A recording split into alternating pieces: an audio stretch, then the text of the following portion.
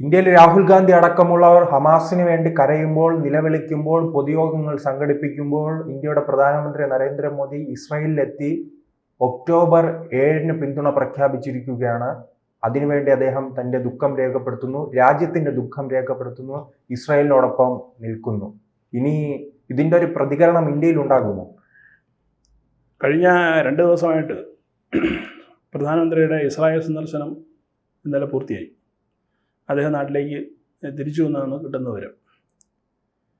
അപ്പോൾ ഈ ഇസ്രായേലിലേക്ക് അദ്ദേഹം 2ാമത്തെ തവണയാണ് പ്രധാനമന്ത്രിന് ശേഷം പോകുന്നത്. 2017 ഒരിക്കൽ പോയിരുന്നു. അതിന് ശേഷമാണ് ഈ പറഞ്ഞ ഈ ഒക്ടോബർ 7 സംഭവങ്ങളൊക്കെ ഉണ്ടാകുന്നത്. പലസ്തീൻ ഗാസയുമായിട്ടുള്ള യുദ്ധങ്ങളൊക്കെ അതിനുശേഷം ഉണ്ടാകുന്നതാണ്.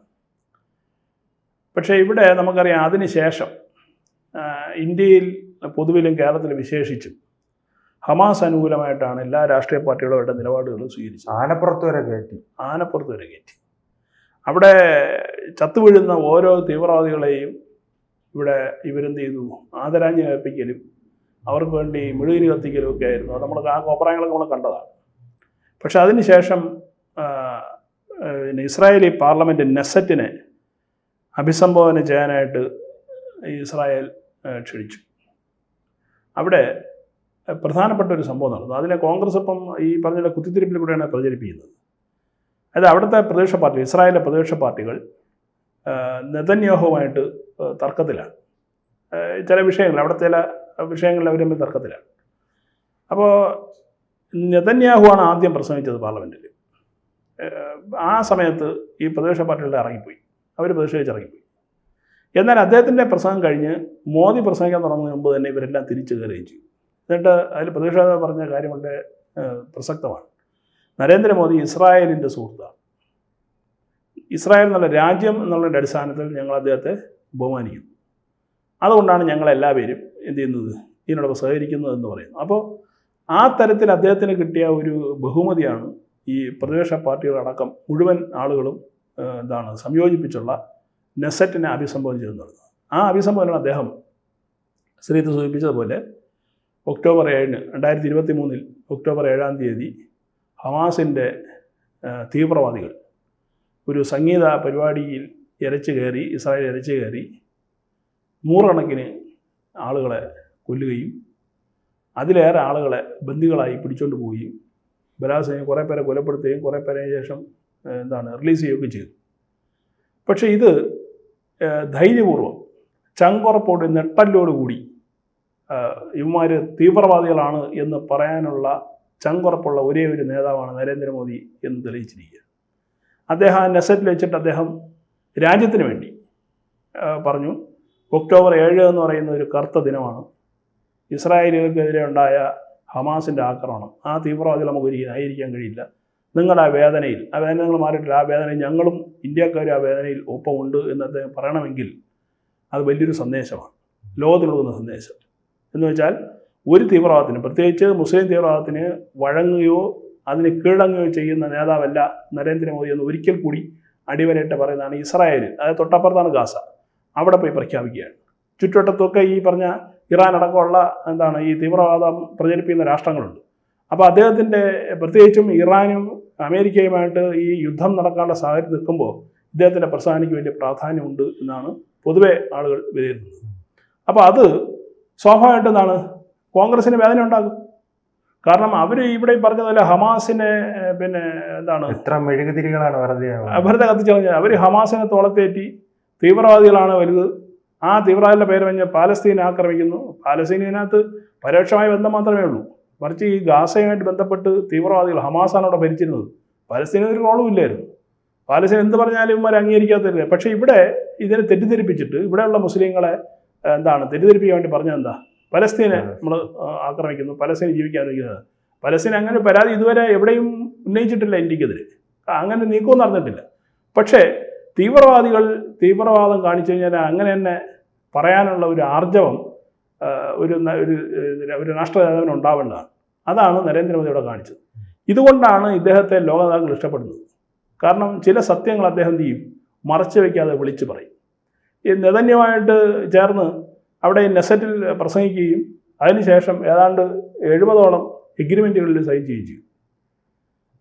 ഇന്ത്യയും ഇസ്രായേലായിട്ടുള്ള വ്യാപാര ബന്ധവും, നമ്മൾ രണ്ട് രാജ്യങ്ങളിലെ കൃഷി രംഗത്തുള്ള ടെക്നോളജി, അതുപോലെ തന്നെ ഈ ഇലക്ട്രോണിക്സ് രംഗത്ത്, യുദ്ധരംഗത്ത്, അതുപോലെ തന്നെ ആയുധരംഗത്ത്. നമുക്കറിയാലോ ഇസ്രായേൽ എന്ന് പറയുന്നത് ഈ ടെക്നോളജിയിൽ അവർ വളരെ അഡ്വാൻസ്ഡ് ആണ്. ടെക്നോളജി ഇന്നോവേഷൻസ് എന്ന് പറഞ്ഞാൽ ഇസ്രായേലിനെ കഴിഞ്ഞിട്ടേ ഉള്ളൂ.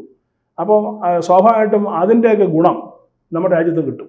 മാത്രമല്ല ഇസ്രായേലിലേക്ക് ഈ അടുത്ത 5 വർഷത്തിന് 50,000-ഓളം ചെറുപ്പക്കാർക്ക് അവിടെ തൊഴിൽ കിട്ടുന്ന സാഹചര്യത്തിലേക്ക് എഗ്രിമെൻറ്റുകൾ സൈൻ ചെയ്തിട്ടുണ്ട്. അപ്പോൾ ഇതൊക്കെ കാണിക്കുന്നതെന്ന് പറയുന്നത് രാജ്യം വളരുമ്പോൾ നമ്മളെ സഹായിക്കാനായിട്ട്, ഇപ്പോൾ ഒറ്റയ്ക്ക് ഒരു രാജ്യത്തിന് ഇന്നത്തെ സാഹചര്യത്തിൽ വളരാൻ കഴിയില്ല, മറ്റുള്ളവരുടെ സഹായം ഉണ്ടെങ്കിലേ പറ്റത്തുള്ളൂ. അപ്പോൾ ഇസ്രായേലിനെ പോലുള്ള ഒരു രാജ്യം, അതായത് വിശ്വസിക്കാൻ കഴിയുന്ന ഒരു കാര്യം കൂടി നമ്മൾ ഈയിടയ്ക്ക് ഓർക്കണം. കാർഗിൽ യുദ്ധം നടക്കുന്ന സമയത്ത് നമ്മളെ സഹായിക്കാൻ ലോകത്ത് ഒരു രാജ്യമില്ലേ. അന്ന് നമ്മളെ സഹായിക്കാവുന്ന രാജ്യമാണ് ഇസ്രായേൽ. ഈ പറയുന്ന അമേരിക്കയോ മറ്റാരോ വന്നില്ല. അപ്പോൾ നമ്മൾ പറയേണ്ട ഒരു friend in need is a friend in need എന്ന് പറയുന്ന പോലെ ഇന്ത്യക്ക് എപ്പോഴും കണ്ണുമടച്ച് വിശ്വസിക്കാൻ കഴിയുന്ന ഒരു സുഹൃത്താണ് ഇസ്രായേൽ എന്ന് പറയുന്നത്.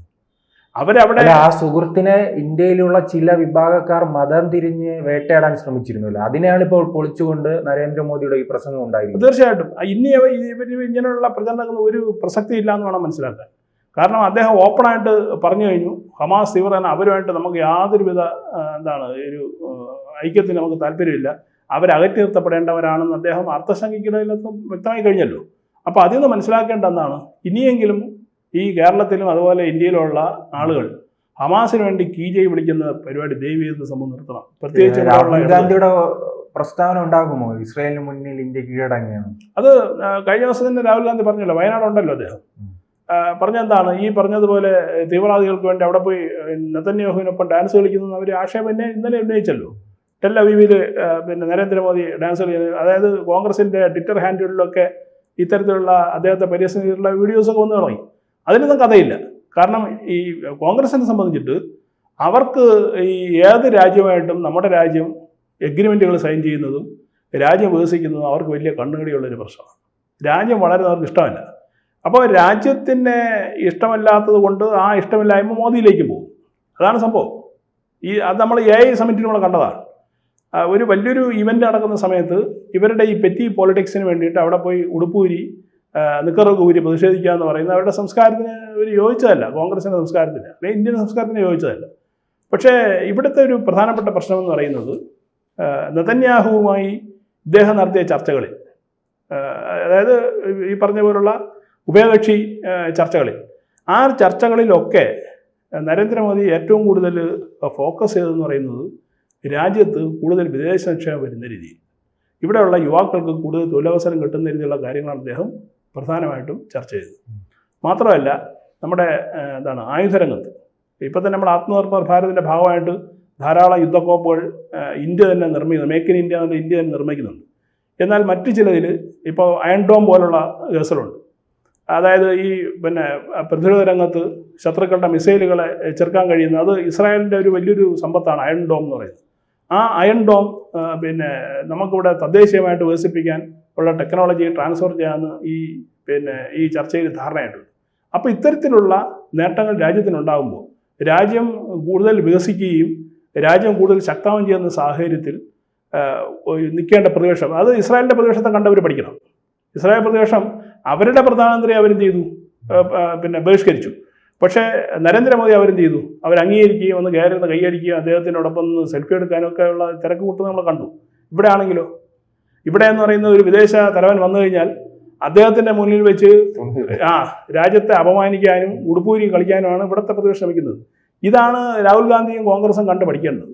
നിങ്ങളുടെ തമ്മിലുള്ള ഈ ചെളിയേറ് അല്ലെങ്കിൽ നിങ്ങൾ തമ്മിലുള്ള തർക്കങ്ങൾ രാജ്യത്തിനകത്ത് നടത്തിക്കോ. ഒരു വിദേശ രാജ്യത്തിൻ്റെ തലവനോ അല്ലെങ്കിൽ വിദേശ പ്രതിനിധികളോ രാജ്യത്ത് വരുന്ന അവസരത്തിൽ ഇത്തരത്തിലുള്ള വില കുറഞ്ഞ തരത്തിലുള്ള പ്രതിഷേധങ്ങൾ നടത്താൻ പാടില്ല എന്നാണ് ഇതിൽ കൂടിയെങ്കിലും അവർ മനസ്സിലാക്കേണ്ടത്.